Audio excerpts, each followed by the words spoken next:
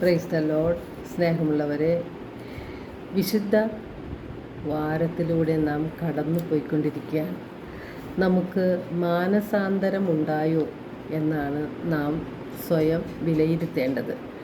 വിശുദ്ധ ലൂക്കായുടെ സുവിശേഷം 3-ാം അധ്യായം 9-ാം തിരുവചനത്തിൽ വൃക്ഷങ്ങളുടെ വേരിന് കോടാലി വയ്ക്കപ്പെട്ടു കഴിഞ്ഞു, നല്ല ഫലം നൽകാത്ത വൃക്ഷങ്ങളെല്ലാം വെട്ടി തീയിൽ എറിയപ്പെടും.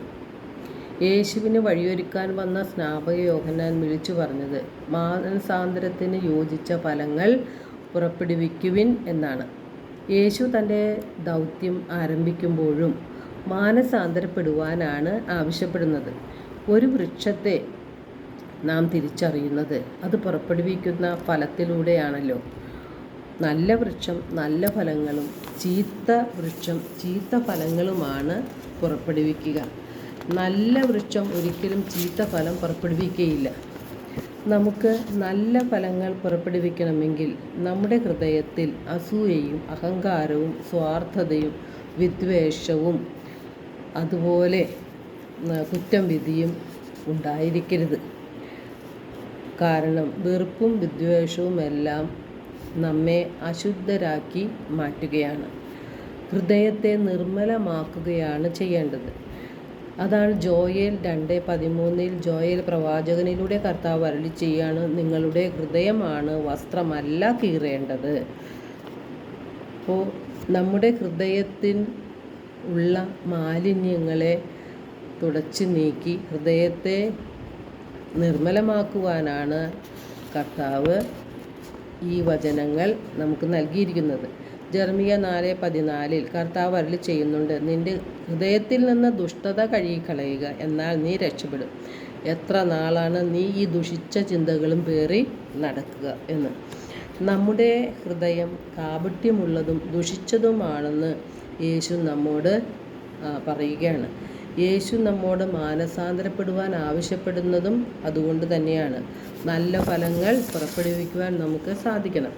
നമുക്ക് ശരിയായ മാനസാന്തരമുണ്ടാകുമ്പോൾ നമ്മുടെ ചിന്താ രീതികൾ മാറും, മനോഭാവം മാറും. അതിന് നല്ല ഉദാഹരണമാണ് സക്കേവൂസിൻ്റെ മാനസാന്തരം. അവൻ്റെ ചിന്തകൾ മാറി തൻ്റെ സ്വത്തിൻ്റെ പകുതി ദരിദ്രർക്ക് കൊടുക്കാമെന്നുള്ള തീരുമാനമായി. ആരുടെയെങ്കിലും വക വഞ്ചിച്ചെടുത്തിട്ടുണ്ടെങ്കിൽ അതിന് 4 ഇരട്ടി കൊടുക്കുവാനും തയ്യാറായി. അപ്പോൾ യേശു പറഞ്ഞു, നീയും നിൻ്റെ കുടുംബവും രക്ഷപ്പെടുമെന്ന്. ഇത്തരത്തിലുള്ളൊരു മാനസാന്തരമാണ് യേശു നമ്മിൽ നിന്നും പ്രതീക്ഷിക്കുന്നത്. ഭക്ഷണമില്ലാത്തവന് ഭക്ഷണം കൊടുക്കുന്നതും വസ്ത്രമില്ലാത്തവന് വസ്ത്രം കൊടുക്കുന്നതും നമ്മുടെ സഹായം ആവശ്യമുള്ളവരെ വേണ്ട വിധത്തിൽ നാം സഹായിക്കുന്നതും നല്ല ഫലങ്ങൾ പുറപ്പെടുവിക്കുന്ന വൃക്ഷത്തിന് തുല്യമാണ്. വിശുദ്ധ മത്തായിയുടെ സുവിശേഷം 25-ാം അധ്യായത്തിൽ അവസാന വിധിയെക്കുറിച്ച് യേശു സൂചിപ്പിക്കുന്നുണ്ട്. നമ്മുടെ കൺമുമ്പിൽ വരുന്ന ദരിദ്രരോടും ഭക്ഷണം വസ്ത്രവും ഇല്ലാത്തവരോടും നിന്ദിക്കപ്പെടുന്നവരോടും അവഗണിക്കപ്പെടുന്നവരോടും നാം കാണിക്കുന്ന ദയയും കരുണയും എല്ലാം നമ്മെ നിത്യജീവനിലേക്ക് പ്രവേശിപ്പിക്കും എന്ന്. 40-ാം തിരുവചനത്തിൽ യേശു പറയുന്നുണ്ട്, എൻ്റെ ഏറ്റവും എളിയ ഈ സഹോദരന്മാരിൽ ഒരുവന് നിങ്ങളിത് ചെയ്തു കൊടുത്തപ്പോൾ എനിക്ക് തന്നെയാണ് ചെയ്ത് തന്നത് എന്ന്. അതിനാൽ മറ്റുള്ളവരിൽ യേശുവിനെ കണ്ടുകൊണ്ട് നന്മകൾ ചെയ്ത് നമ്മുടെ ജീവിതത്തെ ധന്യമാക്കാം.